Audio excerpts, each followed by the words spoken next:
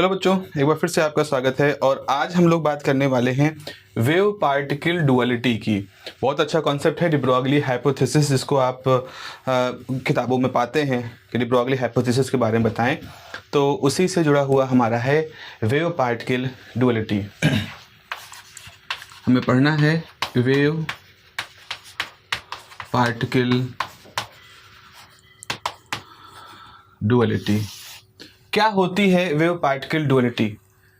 ये modern quantum mechanics आप कह सकते हो, जिसको कि वेव मैकेनिक्स कहते हैं, जो कि 1926 में शुरू हुई थी। तो 1900 मैंने बताया कि 1900 में प्लांक ने अपना एक फार्मूला दिया। 1905 में आइंस्टीन ने उस फार्मूले का यूज किया, इलेक्ट्रोमैग्नेटिक थ्योरी को, फोटो पार्टिकल नेचर को उन्होंने बताया।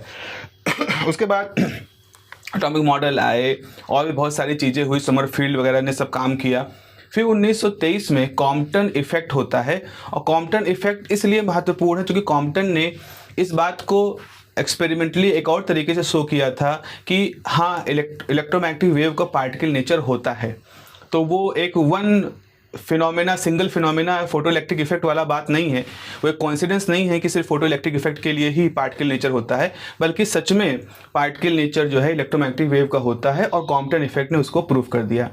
तो जब 1923 में बात बिल्कुल प्रूफ हो गई कि हाँ भाई पार्टिकल नेचर होता है, तो फिर आगे बात चली कि फिर क्या हुआ। फिर उसके बाद हमारे सामने इस कॉन्सेप्ट की बात आती है, डी ब्रोगली या डी ब्रॉय हाइपोथेसिस कहते हैं। तो डी ब्रोगली भी लोग इनको बोलते हैं, पर एक और उनका प्रोनाउंसिएशन जो दुनिया भर में लोग उसको करते हैं, that is the D Broglie, because वो राजघराने के थे तो उस तरह से बोला जाता था, उनका नाम में थी अपनी कुछ खासियत बातें। तो हमें पढ़ना है वेव पार्टिकल डुअलिटी। समझें, मैं हमेशा कहूँगा समझें है क्या। देखो, इलेक्ट्रोमैग्नेटिक थ्योरी जो थी वो तो एक बहुत ही वेल एस्टेब्लिश थ्योरी थी। उसके बाद में एक थ्योरी और आती है जिसे कहते हैं रिलेटिविटी। रिलेटिविटी की थ्योरी फिजिक्स की दुनिया में एक बहुत ही लैंडमार्क थ्योरी है, खास तौर पर स्पेशल थ्योरी ऑफ रिलेटिविटी, जिसको कि आइंस्टीन ने प्रपोज किया था। हालांकि रिलेटिविटी न्यूटन के ज़माने से चल रही थी, गैलीलियो की ज़माने से रिलेटिविटी की बात चल रही थी। तो गैलीलियन रिलेटिविटी भी है, न्यूटोनियन रिलेटिविटी भी लोग कहते हैं, बट हम बात कर रहे हैं आइंस्टीन की स्पेशल थ्योरी ऑफ रिलेटिविटी की। तो जो स्पेशल थ्योरी ऑफ रिलेटिविटी है, उसमें एक फॉर्मूला आता है जिसे कहा जाता है E = mc square. E = mc square. यहाँ पर ये फार्मूला बहुत ही महत्वपूर्ण फार्मूला है, एकदम सोच बदलने वाला फार्मूला है, जरा समझिएगा ध्यान से। मास एक प्रॉपर्टी जिसके बारे में हम सब जानते हैं, न्यूटन ने भी मास के बारे में बात की थी, मास पे ही उन्होंने ग्रेविटेशनल फोर्स और इनर्शिया ये सारी बातें की थी। तो मास जिसके बारे में हम लोग पहले से बात करते आ रहे हैं, आइंस्टीन ने कहा मास और कुछ नहीं है, मास एनर्जी का एक कंसंट्रेटेड फॉर्म है। मतलब एनर्जी जब कंसंट्रेट हो जाती है, एक जगह पर अपने आप को केंद्रित कर लेती है, तो उसका एक आकार हो जाता है, वो कुछ जगह घेर लेती है, और उसी को आप मास कहते हो। तो आइंस्टीन ने मास क्या है इसके बारे में एक बहुत बिल्कुल यूनिक बात बताई कि मास असल में कंसंट्रेटेड एनर्जी है, जिसका अपना साइज होता है, शेप होता है, वॉल्यूम होता है, आकार होता है। क्यों? आप देखो, और किसी मास में कितनी एनर्जी होती है वो इस फार्मूले से दिया जाएगा। c क्या है? वेलोसिटी ऑफ लाइट है, जो कि कांस्टेंट होती है। तो अगर ये कांस्टेंट है तो c स्क्वायर भी कांस्टेंट होगा। तो अगर आप कांस्टेंट को हटाओ यहाँ से, तो आपको मालूम है कि अगर कांस्टेंट हटा सकते हो तो यहाँ प्रोपोर्शनलिटी लगा सकते हो। तो यहाँ पर क्या कहा जा रहा है कि एनर्जी और मास एक दूसरे की प्रोपोर्शनल चीज़ें हैं। तो मास के प्रोपोर्शनल एनर्जी है, मतलब एक तरह से कह लो, इसे कहते हैं मास एनर्जी इक्विवेलेंस, यानी मास और द्रव्यमान और एनर्जी की समतुल्यता, दोनों एक ही चीज़ें हैं। जैसे आपके दो नाम हो गए, घर का नाम हो गया, एक बाहर का नाम हो गया। तो घर का नाम, बाहर का नाम, दोनों के ही बुलाने पर आप ही सामने दिखोगे। तो चाहे आप एनर्जी कह रहे हो, आप मास कह रहे हो, आप एक ही चीज़ के बारे में दो बातें कर रहे हो। तो ये एक बात थी। उससे पहले इलेक्ट्रोमैग्नेटिक थ्योरी जी थी, वो क्या कहती है? इलेक्ट्रोमैग्नेटिक थ्योरी कहती है कि इलेक्ट्रोमैग्नेटिक वेव जो होती हैं उनमें भी एनर्जी होती है, और पॉइंटिंग थ्योरम एक थ्योरम है जो बताती है कि इलेक्ट्रोमैग्नेटिक वेव की जो एनर्जी है उसका क्या नेचर होता है, उसका क्या फॉर्मूला होता है। सो आपके पास क्या हो गया? मास के पास भी एनर्जी है। आपने कहा जो वेव होती है, वेव के पास ही एनर्जी है। इसका मतलब है एनर्जी के दो रूप है हमारे सामने, जो साफ साफ हमें अपने ब्रह्मांड में दिखाई पड़ रहे हैं। एक रूप है मास का, एक रूप है वेव का। ठीक है। एनर्जी और मास दो रूप हैं किसी एक ही ऊर्जा, मतलब ऊर्जा के ही दो रूप हैं। और इस चीज को, इस बात को आइंस्टीन ने अपनी थ्योरी में प्रूव किया था, बाद में कॉम्पटन ने भी इसको प्रूव किया। तो आइंस्टीन ये सारा कुछ करके उन्होंने एक बात प्रूव की थी कि जो इलेक्ट्रोमैग्नेटिक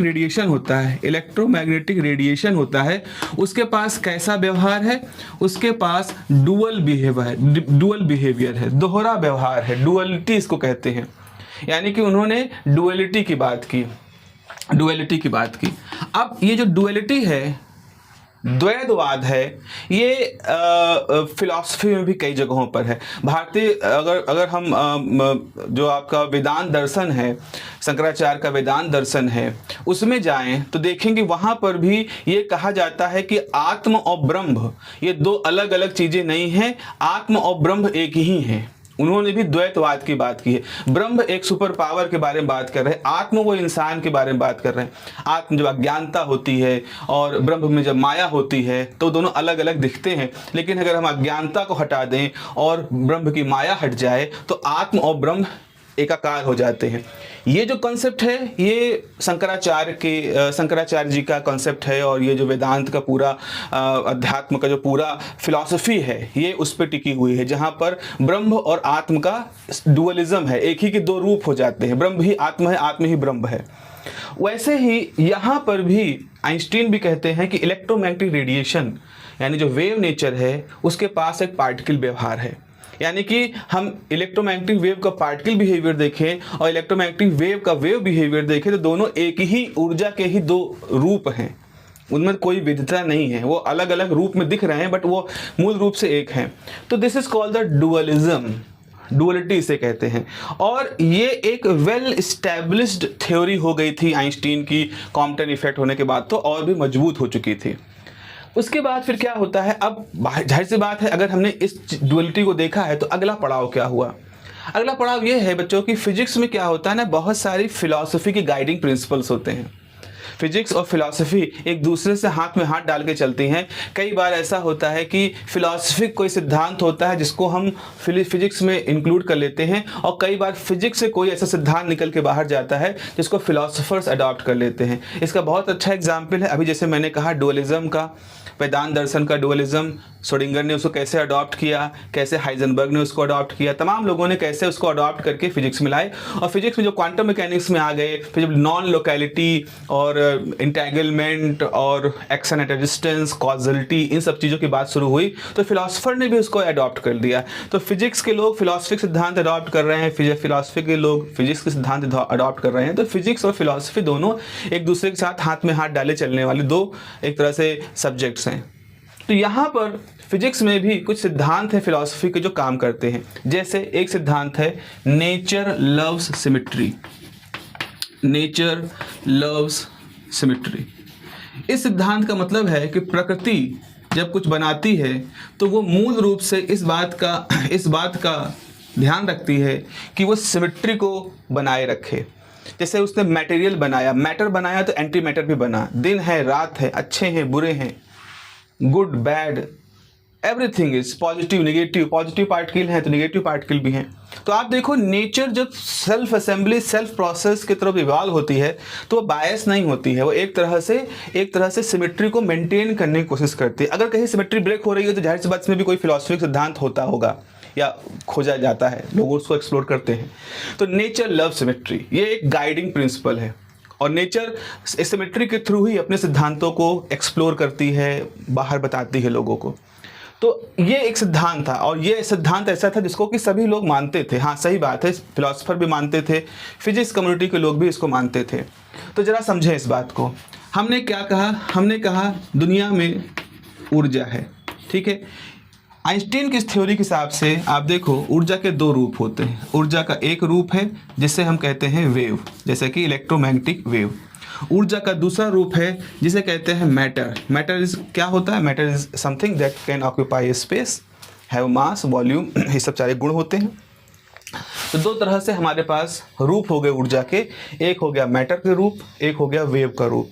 वेव में अगर हम जाएं तो हमने इलेक्ट्रोमैग्नेटिक वेव के साथ देखा है इंटरफेरेंस घटना होती है, बुलबुलों में रंग, साबुन कि बुलबुलों में रंग, किस सतह पर तेल गिरा हो उस पर रंग, थिन फिल्म इंटरफेरेंस। उसके बाद फिर हमने देखा डिफ्रैक्शन। डिफ्रैक्शन आप देखते हो, आपको परछाइयाँ, बाल की परछाई आप नहीं देख पाते। अगर अपना बाल तोड़ो और सामने बल्ब जलाओ और बाल को दोनों हाथों में पकड़ो और दीवार पे देखो परछाई बनती है क्या, तो आपको उंगलियों की परछाई दिखाई पड़ेगी लेकिन बाल की परछाई नहीं दिखाई पड़ेगी। डिफ्रैक्शन की वजह से उसकी इमेज जो है वहाँ पर लिमिटेड हो गई है। तो ये हो गया आपके पास। उसके बाद फिर आपके पास आता है पोलराइजेशन। ठीक है, तीसरी घटना है आपकी पोलराइजेशन। तीसरी घटना है पोलराइजेशन, ये भी एक इम्पॉर्टेंट फिनोमेना है। तो ये सारे फिनोमेना, चाहे इंटरफेरेंस हो, चाहे डिफ्रैक्शन हो, चाहे पोलराइजेशन हो, इनको अगर आप समझाना चाहोगे तो आपको ये मानना पड़ेगा कि आपकी जो वेव है, लाइट एक इलेक्ट्रोमैग्नेटिक वेव है जिसका हम इस तरह से y = a sin ωt के फॉर्म में लिख सकते हैं। ये वेव का ही स्ट्रक्चर होता है। उसके बाद फिर हमारे पास कुछ और घटनाएं आई, जैसे फोटो इलेक्ट्रिक इफेक्ट। इसको समझाने के लिए आपको मानना पड़ेगा कि जो आपका लाइट है उसके पास इस तरह का बिहेवियर होता है, E = h/v। उसके बाद फिर आया कॉम्पटन इफेक्ट। आपने पिछले वीडियो में देखा होगा, कॉम्पटन इफेक्ट को समझाने के लिए भी ये कहा गया कि हमारे पास फोटोन होते हैं जिसमें इस तरह का मोमेंटम होता है, उसकी एनर्जी इस फार्मूले से दी जाती है। यानी अगेन वही पार्टिकल वाली बात आपने कही। उसके अलावा फिर आगे आने वाले समय में फिर और भी देखा गया, रामन इफेक्ट देखा गया। उसके बाद आपको आपका पेयर प्रोडक्शन देखे गए। ऐसे और भी घटनाएं होनी शुरू हो गई और ये सारी घटनाएं इसे क्वांटम सिद्धांत के आधार पर, फोटोन नेचर के आधार पर समझानी शुरू कर दी गई। तो जब आप इसको मानते हो तो आपको ये मानना पड़ता है कि पार्टिकल नेचर होता है E = h/v, जो कि रेडिएशन के पार्टिकल नेचर को शो कर रहा है। तो ये दोनों चीज़ें मिल करके क्या बताती हैं, ये दोनों डुअलिज्म की तरफ बात करती हैं कि इलेक्ट्रोमैग्नेटिक वेव, यानी जो वेव वाला हिस्सा है उसके पास एक पार्टिकल बिहेवियर भी होता है, उसके पास वेव बिहेवियर भी होता है, उसके पास दोहरा व्यवहार होता है। अब डी ब्रॉय क्या कहते हैं? डी ब्रॉय कहते हैं कि अगर प्रकृति सिमेट्री पसंद करती है तो उसने अगर एनर्जी के एक हिस्से में डुअलिज्म दिया है, मतलब जिसको हम मूल रूप से वेव मानते हैं उसको पार्टिकल का गुण दिया है, तो इसका मतलब दूसरे हिस्से में इन मैटर को, जिसको कि हम मूल रूप से पार्टिकल मान रहे हैं, इसके पास भी एक वेव बिहेवियर होना चाहिए। उन्होंने कहा it should be there because nature love symmetry. प्रकृति एक माँ है, प्रकृति को माँ की संज्ञा दी जाती है। इसका कारण ये है कि प्रकृति जो माँ होती है, माँ भेदभाव नहीं करती। माँ के लिए अगर 2 बच्चे हैं तो पूरा प्रयास करती है दोनों बच्चों को भरपेट भोजन मिले, दोनों बच्चों को भरपेट पूरी तरह से अटेंशन मिले, पूरी तरह से उनकी सुविधाएं मिले, भले उसकी खुद की कमियां हो जाएं, जो कि माँ का मूल स्वभाव है। तो वैसे यहाँ पर भी है, अगर मैटर है, अगर एनर्जी ने वेव के पास डुअलिज्म दिया है तो उसने मैटर के पास भी डुअलिज्म दिया होगा। तो वहाँ पर वो कहते हैं कि जिनको हम पार्टिकल कहते हैं, जिसको हम मैटर कहते हैं, उसके पास भी एक वेव नेचर होना चाहिए। It must be there. हालांकि जब ये बात लुइस डी ब्रॉय ने बताई तो ऐसा नहीं कि इसको बहुत अच्छे से स्वीकार कर लिया गया। और बात मानिए ये कब की है, ये बात है 1924 की। देखो 1923 में कॉम्पटन इफेक्ट आता है, 1922 में कॉम्पटन वो एक्सपेरिमेंट परफॉर्म करते हैं, पेपर लिखते हैं, 23 में पब्लिश करते हैं, और 24 में जो थीसिस लिखते हैं अपनी लुइस डी ब्रॉय, उस थीसिस में वो ये बात लिख रहे होते हैं।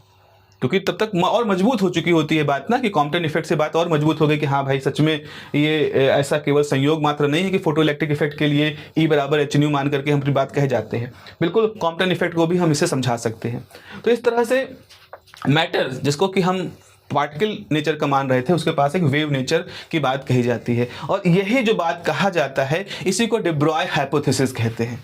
This is called the D Broglie hypothesis. आप समझ लीजिए, मैं जो कह रहा हूँ उसको आप समझते जाइए, क्योंकि नोट्स जो है वो आपको इस वीडियो के साथ एक गूगल लिंक जो मिलेगा उसमें मिल जाएंगे। मैं कोशिश करूंगा लेक्चर वाइज, तो मैं नोट दे ही रहा हूं आपको, कोशिश कर रहा हूं कि लेक्चर वाइज वो नोट आपको मिल जाए। साथ ही साथ एक और सारे नोट लेक्चर वाइज एक के बाद एक जगह पर रखने की भी हम कोशिश करेंगे, ताकि आप उस जगह पर जाएं और आपको सारे नोट्स एक साथ मिल जाएं। तो आपके पास ऑप्शन रहेंगे, आप चाहे वीडियो के नीचे के नोट डाउनलोड कर लें या उस प्लेटफॉर्म पे एक बार जाएं और सारे नोट वहां से आप अपने पास रख सकते हैं। ठीक है, चलिए आगे बढ़ते हैं। तो ये आपकी ये जो सिद्धांत है, यहाँ से हमारा बात चलती है कि जो मटेरियल होते हैं उनके पास एक वेव नेचर होना चाहिए, and this is called the de Broglie hypothesis, D Broglie hypothesis को कहा जाता है। तो हम यहाँ पर लिख सकते हैं डी ब्रॉय हाइपोथेसिस के बारे में। जस्ट अ मिनट,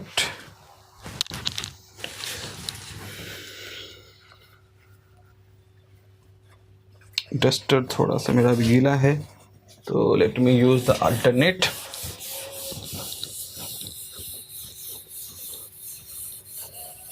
ठीक है, तो डी ब्रॉय हाइपोथेसिस क्या है? डी ब्रॉय हाइपोथेसिस यानी कि जो ये पार्टिकल के साथ वेव का बिहेवियर होना चाहिए, इसको हम कैसे लिख सकते हैं? इसे हम हाइपोथेसिस, डी ब्रॉय हाइपोथेसिस ऐसे कहता है कि with every moving material particle, with every moving material particle, a wave nature is associated with every moving material particle, a wave nature is associated। wave nature की बात यहाँ पे हो रही है, तरंग का गुण जुड़ा होगा कोई भी मूविंग मटेरियल पार्टिकल अगर आपके पास है तो।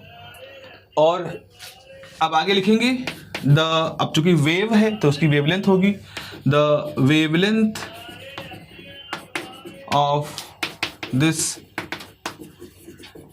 अब यहाँ मान सकते हैं moving material particle a wave nature is associated, और उसके बाद ये जो वेव नेचर होगा उसको मैटर वेव कहेंगे। So the wavelength of this matter wave is, the wavelength of this matter wave is lambda is equal to h/p। तो D Broglie कहते हैं कि ये जो संबंध है कि हर मटेरियल पार्टिकल जो कि गति कर रहा है उसके साथ एक तरंग व्यवहार जुड़ा होगा, इसको अगर हम मैथमेटिकली समझाना चाहें तो ये बिल्कुल सिंपल सा रिलेशन उन्होंने दिया, और ये रिलेशन था। जैसे लेमडा क्या है? लेमडा मतलब जैसे वेव का गुण होता है, एक वेव होती है तो दो इन ट्रफ या क्रस्ट के बीच की जो डिस्टेंस होती है उसी को आप लेमडा कहते हो। तो लैम्डा मतलब वेव का गुण। वेव क्या होती है? वेव जो नॉन लोकलाइज्ड होती है। नॉन लोकलाइज्ड होने का मतलब वेव फैली होती है, वेव किसी पर्टिकुलर जगह पे नहीं होती। जैसे ये एक पार्टिकल है, आप इसको पार्टिकल की तरह से मान सकते हो, क्योंकि ये एक छोटा सा आकार है, एक जगह घेरे हुए एक वॉल्यूम है, एक सरफेस एरिया है। तरंग क्या है? मैं बोल रहा हूँ तो मेरी जो ध्वनि निकल रही है ये मुझसे लेकर के इस कैमरे तक जाने में, इस मोबाइल फ़ोन तक जाने में, यहाँ से यहाँ तक इसका अपना विस्तार है। ये कंप्रेशन रिफ्रैक्शन के थ्रू आगे बढ़ती हुई जा रही है।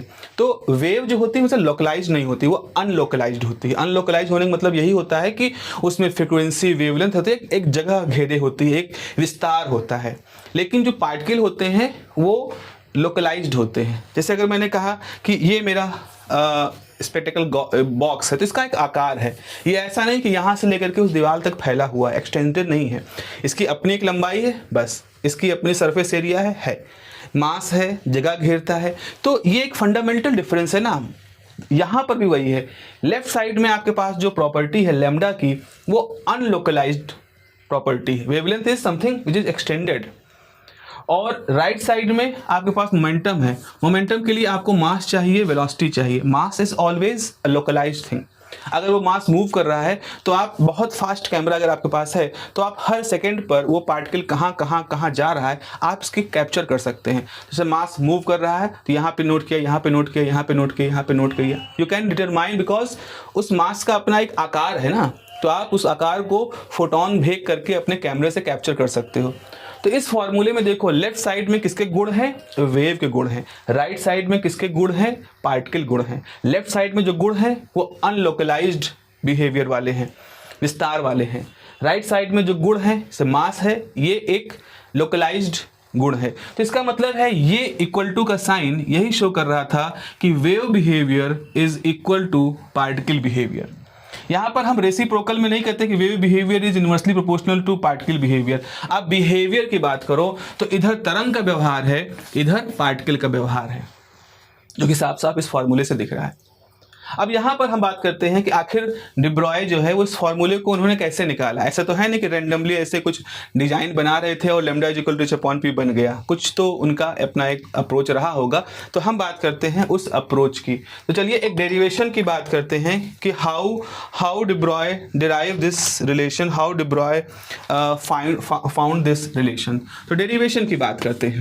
देखिए बड़ा इंटरेस्टिंग सा डेरिवेशन भी है इसका, और आप समझें यहाँ पर आइंस्टीन ने अपनी थ्योरी ऑफ रिलेटिविटी जब दी थी तो उन्होंने मास एनर्जी इक्विवेलेंस की बात की, जिसकी बात हम लोगों ने अभी लेक्चर में इससे पहले की है। तो मास एनर्जी इक्विवेलेंस में क्या होता है, मास एनर्जी इक्विवेलेंस में just let me check, okay. So mass energy equivalence जो होता है उसमें ये होता है कि energy is equal to mass time c square. So आप लिख सकते हो from theory of relativity, from theory of relativity E is equal to mc square. ठीक है, ये फार्मूला उन्होंने बताया ये मटेरियल के लिए जिसका मास होता है। उसके बाद फिर आपके पास है by Planck Einstein relation, by Planck Einstein relation. क्या होता है भैया Planck Einstein relation, E is equal to H nu. E is equal to H nu क्या कहता है, जिसको हम इलेक्ट्रोमैग्नेटिक वेव कह रहे हैं, जिसके पास वेव बिहेवियर है उसके पास पार्टिकल बिहेवियर कैसे होता है। तो ये वाला जो है ये इलेक्ट्रोमैग्नेटिक वेव का पार्टिकल बिहेवियर है। ये जो है कोई पार्टिकल है जिसका मास m है, उसकी एनर्जी का रिलेशन है। अब यहाँ पर डी ब्रॉय कहते हैं कि ये दोनों चीज़ें एक जैसी हैं, क्योंकि ये भी पार्टिकल बिहेवियर लोकलाइजेशन वाले बिहेवियर के साथ जुड़ा हुआ फॉर्मूला है कि इलेक्ट्रोमैग्नेटिक वेव अनंत विस्तार के नहीं होते, उसके छोटे छोटे एनर्जी पैकेट होते हैं, उनको फोटोन कहते हैं। ये बात यहाँ बताई जा रही। ऊपर वाला रिलेशन है वो ये कह रहा है कोई पार्टिकल लोकलाइज्ड है जिसका मास m है, उसकी एनर्जी कितनी होगी वो इस फॉर्मूले से दी जाएगी। तो डी ब्रॉय यहाँ पे कहते हैं कि both these relations have equivalency, क्योंकि वो यही तो कह रहे हैं कि जो मटेरियल है, जो मैटर का बिहेवियर है, उसके पास वेव बिहेवियर होगा। तो जिसको आप वेव का मूल रूप से फोटोन जिनकी फ्रिक्वेंसी न्यू है उनका एक लोकलाइजेशन फोटोन के फॉर्म में है। यहाँ कह रहा है कोई पार्टिकल जिसका मास m है उसकी एनर्जी का ये फॉर्मूला है। तो यहाँ पर आप लिख सकते हो कि D Broglie suggested that equation 1 and 2 must be equal। क्यों कह रहे थे वो, यही वो फिलॉसफी थी जो मैंने इससे पहले आपसे बात की, उसी फिलॉसफी का ही यहाँ पर कॉन्टेक्स्ट आएगा। तो इसका मतलब है आपके पास फॉर्मूला हो जाएगा mc स्क्वायर बराबर h न्यू। अब यहाँ पर एक करेक्शन ये होता है क्योंकि रिलेटिविटी की थ्योरी ये कहती है कोई मटेरियल पार्टिकल जिसका अपना मास होता है वो कभी भी वेलोसिटी ऑफ लाइट को अटेन नहीं कर सकता, कॉजलिटी का दिक्कत होता है, ये रिलेटिविटी की बात है। तो यहाँ पे आप लिख सकते हैं by relativity velocity of particle is always less than c। Velocity of particle जो होता है वो हमेशा c से कम होता है। सो अगर हम इसको इक्वेशन नंबर 3 मान लें, सो इन इक्वेशन 3 आप पुट कर दीजिए c बराबर v। मतलब आप चूँकि पार्टिकल की बात कर रहे हैं तो पार्टिकल की वेलोसिटी c नहीं मान सकते हो, पार्टिकल की वेलोसिटी v मान लो। तो ठीक है, हमारे पास फॉर्मूला हो जाएगा mv स्क्वायर बराबर लैम्डा न्यू। आपने एक फार्मूला पढ़ा है कि वेलोसिटी जो होती है किसी भी वेव की, जो वेलोसिटी होती है वो फ्रिक्वेंसी टाइम वेवलेंथ होती है। अगर आप फ्रिक्वेंसी और वेवलेंथ का मल्टीप्लिकेशन कर दोगे तो आपको वेलोसिटी मिल जाएगी। तो अगर वेलोसिटी ऑफ v है, मान लो फ्रिक्वेंसी f है, वेवलेंथ लैम्डा है, तो यहाँ पर फ्रिक्वेंसी की बात क्या हो जाएगी, वेलोसिटी अपॉन वेवलेंथ। तो आप यहाँ पर लिख सकते हैं c बाई लैम्डा की जगह पर v बाई लैम्डा आप यहाँ मान लें। जैसे यहाँ पर c की जगह v कर दिया तो फ्रिक्वेंसी में भी आप v कर दोगे। तो ऐसी स्थिति में v कैंसिल हो जाएगा, लैम्डा बराबर हो जाएगा h अपॉन एम वी, और ये h अपॉन p है। तो इस तरह से एक कंपैरेटिवली सिंपल फार्मूला तो हमें मिल गया, लेकिन इस सिंपल फार्मूला के पीछे एक बड़ी सोच थी, एक बड़ा प्रेडिक्शन था, एक बड़ी फिलॉसफी की एक बड़ा विश्वास था जिसके बारे में डी ब्रॉय यहाँ पर बात करते हैं। तो ये था हमारा डी ब्रॉय रिलेशन। अगर आप डे ब्रॉय का वो थीसिस देखें, पतली सी थीसिस है, रिसर्च पेपर की तरह दिखती है, आई थिंक अवेलेबल है विकिपीडिया पर और तमाम तरह के प्लेटफॉर्म पर। तो वहाँ पर डे ब्रॉय यही नहीं रुकते हैं, वो खुद से एक सवाल पूछते हैं कि ये जो तरंग बिहेवियर की बात आप कर रहे हो, इसके बारे में क्या है? कौन सी तरंग? तरंग कैसी तरंग? ध्वनि तरंग, लाइट वेव, साउंड वेव, किस तरह की वेव है जो कि आके जुड़ जाएगी? कोई पार्टिकल अगर मूव करेगा तो वो मूव करता हुआ पार्टिकल किस तरह की वेव के साथ जुड़ाव महसूस करेगा? अगर वो इलेक्ट्रोमैग्नेटिक वेव किस तरह की होगी, तब तो उसकी थ्योरी हमारे पास है, मैक्सवेल की थ्योरी। अगर वो कोई मैकेनिकल वेव मीडियम के साथ कोई जुड़ी हुई वेव है तो उसकी भी थ्योरी हमारे पास न्यूटन के वेव थ्योरी से है।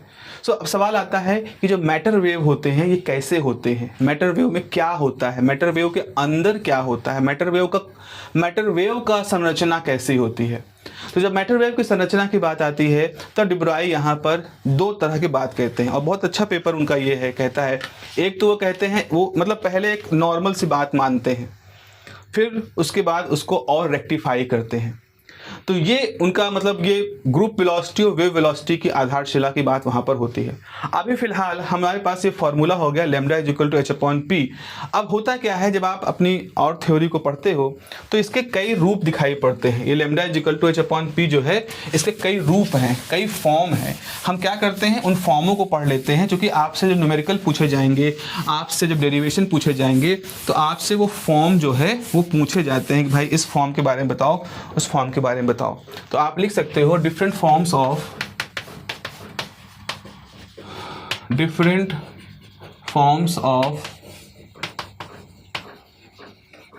Broglie, different forms of day Broglie relation, day Broglie relation के डिफरेंट फॉर्म। पहला फॉर्म तो बच्चा यही है कि lambda is equal to h/p या lambda is equal to h/mv। This is the first form. Second form में आप सोचो, मान लो आपका पार्टिकल फ्री है, मूव कर रहा है। मूव करेगा मतलब उसके पास सिर्फ काइनेटिक एनर्जी है।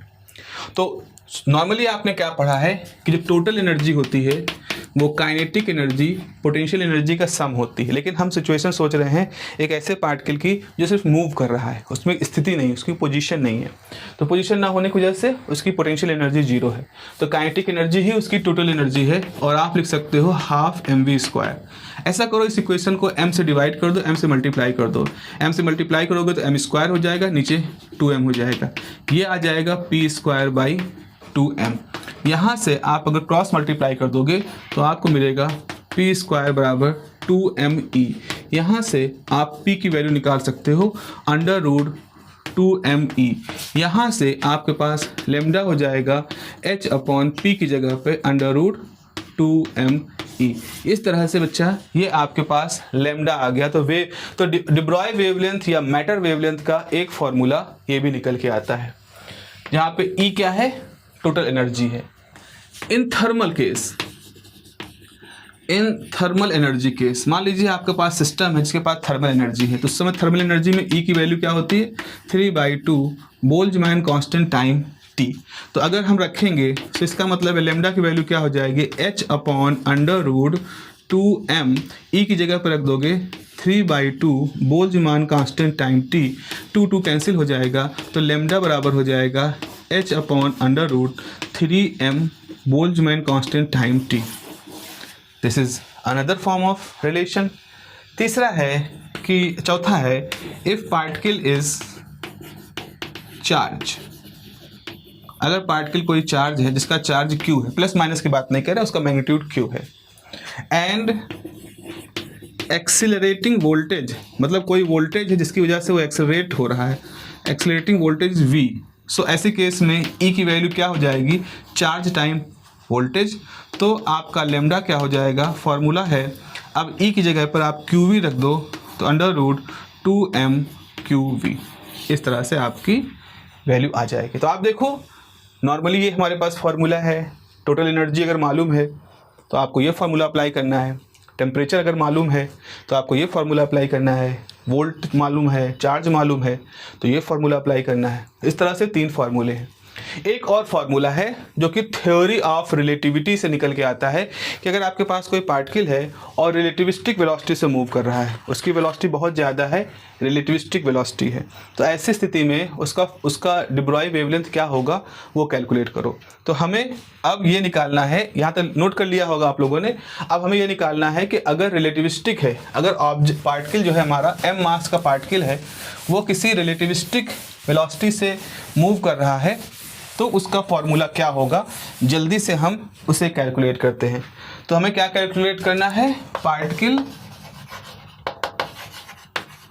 Moving with relativistic velocity with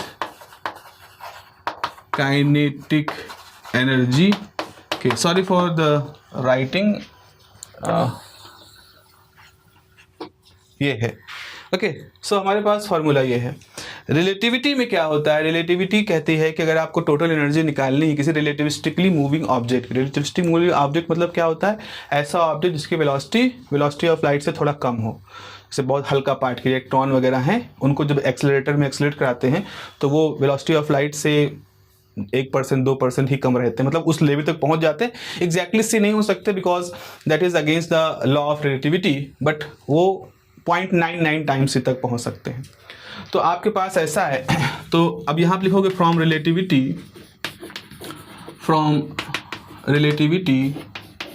the total energy of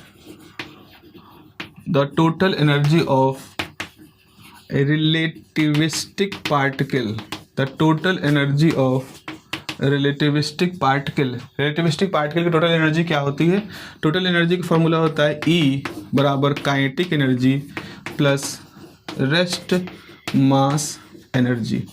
यहाँ वो काइनेटिक और पोटेंशियल का फॉर्मूला नहीं होता है, क्योंकि रिलेटिविस्टिक में थोड़ा सा मॉडिफिकेशन हो जाता है। तो total energy is the kinetic energy plus rest mass energy. अब यहाँ पर वेयर एक चीज़ और है, टोटल एनर्जी का फॉर्मूला होता है अंडर रूट मोमेंटम का स्क्वायर सी का square M not square C की पावर 4। यहाँ पर P is the momentum of particle and am not is the rest mass. अब चूंकि बच्चों रिलेटिविटी आप लोगों ने नहीं पढ़ी है, तो आपको हो सकता है जान के आश्चर्य हो कि आइंस्टीन ने अपने थ्योरी में बताया था जब कोई ऑब्जेक्ट रुका हुआ होता है तो उसका मास रेस्ट मास होता है, और जब वो गति करता है और ख़ासतौर पर रिलेटिविस्टिक गति करता है तो उसका मास चेंज हो जाता है, बढ़ने लगता है, उसको रिलेटिविस्टिक मास कहते हैं। तो यहाँ पर फॉर्मूले में हम रेस्ट मास की बात कर रहे हैं, रिलेटिविस्टिक मास की बात नहीं कर रहे हैं, इसीलिए आपको यहाँ पर रेस्ट मास दिया गया है। तो टोटल एनर्जी जो होती है वो उस पार्टिकल की मोमेंटम का square C square M not square C की पावर 4। अगेन ये सारे फॉर्मूले रिलेटिविटी के वेल प्रूव्ड फॉर्मूले हैं। एंड रेस्ट मास एनर्जी क्या होगी बच्चा, तो रेस्ट मास एनर्जी जो होती है वो होती है रेस्ट मास टाइम सी स्क्वायर, रेस्ट मास टाइम सी स्क्वायर। सो अब आपके पास इसको मान लें इक्वेशन नंबर 1 है। सो इक्वेशन 1 गिव्स, इक्वेशन 1 क्या देगा आपको, under root P square C square M not square C की पावर 4 बराबर K time M not C square. क्या हम इसको स्क्वायर कर सकते हैं, बिल्कुल कर सकते हैं। तो P square C square M not square C की पावर 4 बराबर K plus M not C square की पावर स्क्वायर, क्योंकि दोनों तरफ स्क्वायर किया है, तो ये हो जाएगा K square 2k time M not C square plus M not square C की power 4। A square A plus B का होल स्क्वायर बराबर A square plus 2ab plus B square, ये कैंसिल हो जा रहा है इसके साथ में। तो फाइनली आपके पास बचा पी स्क्वायर सी स्क्वायर बराबर K square 2k M not C square, तो बराबर K plus 2 time M not C square. देख रहे हो ना कि यहाँ से निकल गया। तो यहाँ से क्या हो जाएगा, P की वैल्यू क्या हो जाएगी, यहाँ से आपका P स्क्वायर आपके पास हो जाएगा K time K plus 2 M not C square upon C square. आपने सी स्क्वायर को यहाँ पर डिवाइड कर दिया, तो P बराबर हो गया under root K plus 2 M not C square divide by C. So आपके पास लेमडा की वैल्यू क्या आ जाएगी, कहाँ गया लेमडा, लेमडा में लिखा नहीं है। तो आपको मालूम है लेमडा बराबर एच अपॉन पी होता है, तो इसकी रखोगे वैल्यू तो ये सी पलट जाएगा, तो H C upon under root K time K plus 2 M not C square. इस प्रकार से ये हमारा फॉर्मूला आ जाएगा। तो अगर कोई ऑब्जेक्ट, कोई पार्टिकल जिसका मास एम नॉट रेस्ट मास है और उसकी काइनेटिक एनर्जी आपको मालूम है, तो उस रिलेटिविस्टिक मूविंग पार्टिकल जब मूव करेगा तो उसके इक्विवेलेंट जो वेव होगी, उस वेव का फॉर्मूला क्या होगा, ये उसका रिलेशन है। This is the very important relation. Day Broglie hypothesis के आपके 4 फॉर्म वो हैं और ये फॉर्म है। पूछते हैं इसको आपके एग्जामिनेशन में कि रिलेटिविस्टिक फॉर्मूलेशन के साथ आप इसको बताएं। ठीक है, यहाँ तक। तो यहाँ पे अभी मैं रुकता हूँ। अगला टॉपिक जो हम लोग बात करेंगे that will be the wave velocity and group velocity for the relativistic moving, for the this matter waves, और इनके बीच में जो कॉन्सेप्ट होता है उनको हम लोग पढ़ेंगे। ठीक है, have a nice day, take care, bye bye. अगर आप लोगों ने इसको शेयर नहीं किया है तो अपने दोस्तों के साथ शेयर कर दीजिए।